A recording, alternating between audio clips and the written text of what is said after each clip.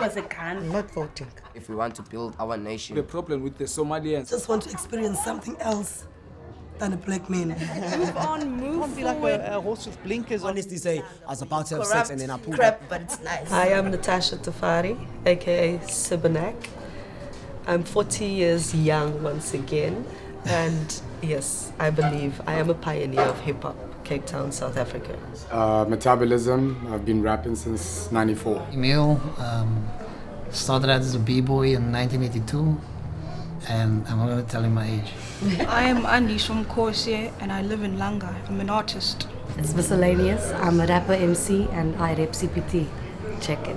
I got into hip-hop because it was revolution, and that was something that could feed and fuel my anger, and I could dance on the dance floor, sweat it out, let it all there, and then I can deal with life again, and that's why I did hip-hop. I'm not a person that likes expressing like verbally, so I always used to write, and then I'd recite it to friends, and then they said, but you're not doing poetry, this is something else. Maybe add a beat to it, and then yeah. Still poetry.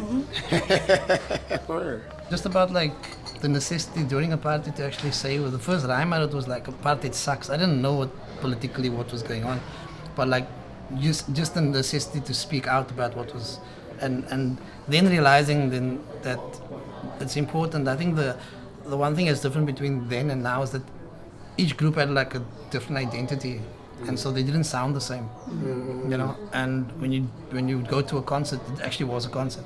Like now, if you go to a concert, and it's like, jeez, bro. After the first rapper, you're like, oh yes. I'm 40. Why am I still doing it? I can't let it go. You know, I'm an MC. I started with writing poetry. They told me that this is not hip-hop poetry, whatever. I said, you can't tell me I'm hip-hop, right? I had to go through all of those things, and I still remain independent in this. I can't let it go, so I keep on going, doing it. I have to, there's certain manifestations that happen for me. If platforms don't open for me, I've opened platforms because I have a different way of saying things, all of those things. But it's taken me 40 odd years to get to the point where I was like, yay man, today when I walked out of my house, I'm going to this as a hip hop artist. I love hip hop, I don't stop, I rock to the beat without my locks. Cause I know a lot, I'm Sibanak and I can't crack the lid. Space that I'm within this meditation, I fly free like the rhythm of the seas. I explode in ecstasy, I don't let go because I know the flow in Cape Town is so good. And I can't let it go, so I keep going on with hip hop, I don't stop. When I left teaching, I worked out mathematically how much teachers make, right? And like per hour, per minute. And I was like, shit, I can go sell like old scrap metal and make the same amount of cash. You know, so I don't think people break down like financially what it is they want, how they're going to pay their rent, you know. And like that's what the problem is with a lot of guys. They're waiting for someone to discover them. You know, you need to have like, check here, this is what I need to do. And then not just look at that like, I mean, I told so many MCs, you write, why don't you write a book? Yeah. You know, I go to a gig, I perform, I sell the CD, I get paid for the performance, and they buy my book. And like that old lady in the corner over there, she'd be like, you know, I couldn't actually make out what you said. And then she'd email me a week later, yo, I read what you said. You know, and like we don't think about that because we don't tell our own stories. And we don't see ourselves as our own authors or like doing our own documentaries. You know, like all of that, like you go to a place and you have all of that. Yo. Lyrically upon the mic, I am like a b-boy with action. I battle my opponents and I destroy. It's me, boy, no decoy. My actions I deploy. Action on my words cause I'm a man and not a boy. I war young lions that be try to battle Babylon. The battle's on, bring on my b-boy battalion. Not telling on the underground network that we're running on. We're running strong. The battle against Babylon can be won. They're comparing us to the international platform at the end of the day. And look, there is producers, there is beat makers, you know, mix and mastering people that do even better job than people from overseas, but they will never get the fair chance because at the end of the day, the media will always come back to that at the end of the day. If you look at the history, our support has not been local. So you have to tell yourself physically when you're standing with those two CDs, a local CD. I mean, I only buy South African hip hop. Or, you know, the majority of my collection of hip hop is from here. Because I had to tell myself, you're not buying anything that's not from your country. If I go to your like collection at home and I look through your collection and majority of it is from outside of South Africa, then you're not allowed to tell me that we don't support you. Because who are you supporting? Do you understand what I'm saying? With what you were saying and with what you were saying, with what I respect with what Emil has done is that's what's missing in Cape Town. In other places, there's monetary infrastructure in place. We don't have that. So for the people to come to you, instead of doing that in unity, rather unify with people like this, with these kind of ideas, where we say like, okay, we're creating this platform, but it's an infrastructure that we're putting in place so that more people can blow up. Because within an infrastructure, you can have, it's not a small pie that you're going after. You now have a basis. We come from a history of divide and conquer. And to speak now as if like we can automatically fix that without addressing the history, our racial, sure. language history, all of that history. You can't bring people together without addressing the core problems. But we've been addressing it. That is what hip hop has always been about. We've been addressing the issues. We get that. What is the solutions? We have a habit of, and this is not just South Africa, this is like people of color globally.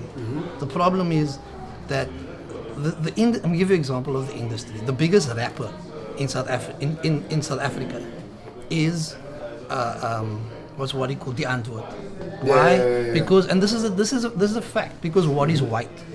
That's the bottom line. So? No, that's the bottom line. And secondly, the biggest Zulu artist is Johnny Clegg. Why? Because he's white. Because the biggest rock artist in the world is Elvis Presley. He's the king of rock. Why? Because white people got money from the global exploitation. That's the reality. That's the truth of the matter. So black people have not gone and done the research about the reality of industry. Why Wadi is able to make it. The Antwoord means the answer. Yeah. The answer to making money in the industry, be a white dude, co-opt another people's culture, rap and colored gangsterism. And that's what sells his product. That's what sells his product. Like that's why, I agree with you completely. It's about selling. At the end of the day, right? Say if we took another artist and we marketed it on the same level, could they have achieved the same kind of level of success? You don't know, because at the end of the day, the people buys it. Hip hop is also about that. Hip hop has always been like the attractive power to the dance floor. Okay. No, wait. Let me just respond to that. The people also. How do we get that balance? But the people, and you look at this example I just gave you. The people in each case is people who got money, white folk. People who have first of all, they have money. Secondly, there's a sense of support. They always go and buy from their own community, and that in itself is racist anyway, right? But that's how the norm is. So you're looking at the majority. There's a majority of people of color in South Africa. If we're gonna pull the race card, I think we need to also remember that black people don't have the sense of community. We live in neighborhoods, but I can't help my neighbor.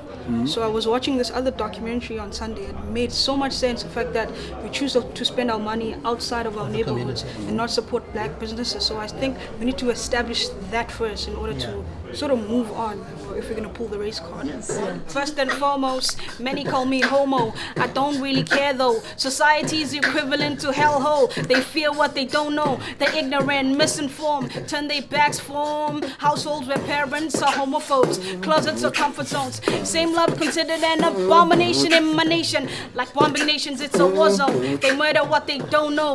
And I'm no less of a woman for loving women. Crucify me because you know less. I won't watch, won't protest. I will protect my pride. I won't hide closets of clothes and those who fear being naked in their own skin, allowing outside factors to play a major part in their lives. A lot of MCs, you hear them like, we all can blow up. No, you can't. Not in a capitalist system. The capitalist agenda is always to choose a few to represent their agenda, sell their products, and that's what it's about.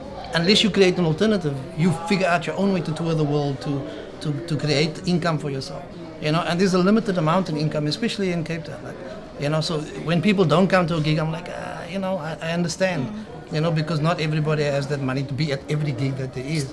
And at the same time, but at the same time, it's also like, what is happening to that money? That's the question I ask. Look, I rap about my life experiences, what I do on a day-to-day basis. I always put in colored slang because that's how I speak, But I rap in a commercial way because I do want people to buy my shit. You know what I'm saying? I'm sorry, but I'm in it for the crew and man, sir. I want to make money. I have mouths to feed. I have mouths to feed. At the end of the day, I got bills to pay. I have a 9 to 5. I'm actually working 4 jobs at this moment now. I'm a busy lady. I'm a single mom. Niggas don't give me money. You know what I'm saying? So at the end of the day, I need to do what I gotta do. You know, and I'm enjoying it. People like my stuff. They like it. They don't like it. It doesn't really matter. But at the end of the day, I'm doing what I'm gonna give a good product out there. If people like it, it's awesome. If they don't like it, I can't please everybody. Hip hop in its essence is very competitive, and that's the other thing. So it tends to fight commercial fights, underground, and underground says that's not hip hop. Like it's confusing. But I believe music is music. Can I just say one thing, like with regard to that whole thing of commercial versus underground? I've got a simple view of it. Underground, you're not commercially signed. When you're commercially signed, you're commercially viable. Therefore, everyone can pick up your CD at Musica, at Look and Listen, at any other record store. Is there a message in underground? Is that message getting out in underground? But it happens We need to get the message out of underground commercialism, isn't it? But like that's why like What you do underground for the people who you've already converted, you're the underground. That's why you're the underground.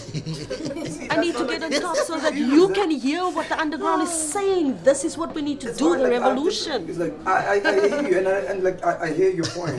But for me, I look at it like because everyone like we've been having this underground versus commercial since forever, and if you're commercially viable, you're a commercial artist. Whether your message is profound and deep, or whether it's just talking about like Benz and girls. If you are selling records at record stores, you're commercial. If your tracks are playing at radio stations, you're a commercial artist. You're getting the message out. Are you serious? Come on with this. I'm just saying, like, whatever message you're actually sending.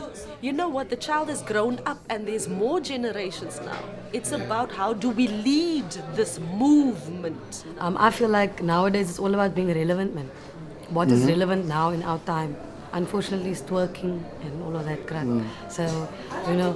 I'm not gonna lie, I love that music, bro. I told you I love every genre of music in hip hop because it makes me dance. It connects in something. You know, so at the end of the day, sometimes if you wanna get ahead, you must just, talk about that or whatever.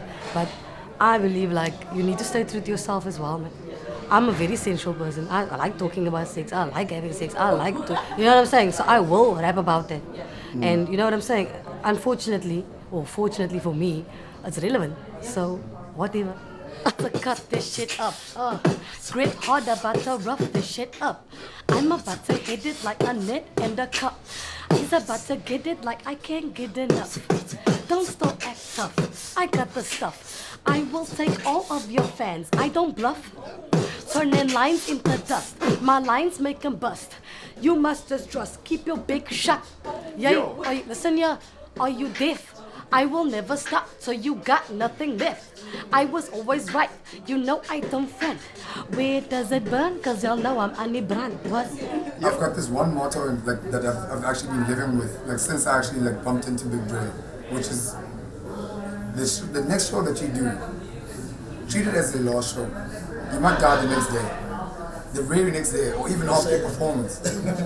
And like, yeah, no, but like for real, like if you look at it that way, so always deliver the best out of you can.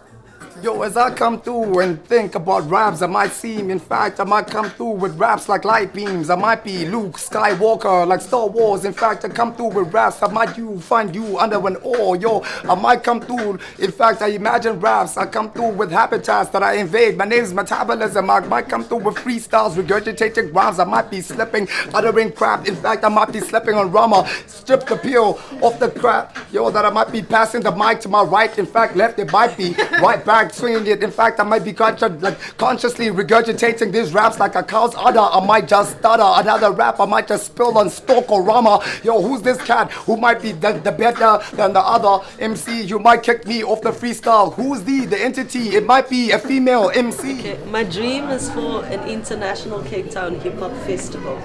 And my dream is that we work as a collective and understand our economic power against the capitalist beast. My dream is to become influential through art. My dream, like right now that I'll tell everyone is that like everyone just needs to get together and start working together. let's build hip hop how it's supposed to be done. Like everybody, like all the elders have actually showed us how to do it. Let's follow that same movement. My dream is for unity within hip hop in South Africa and as a whole, and I would like to be a positive influence within my community.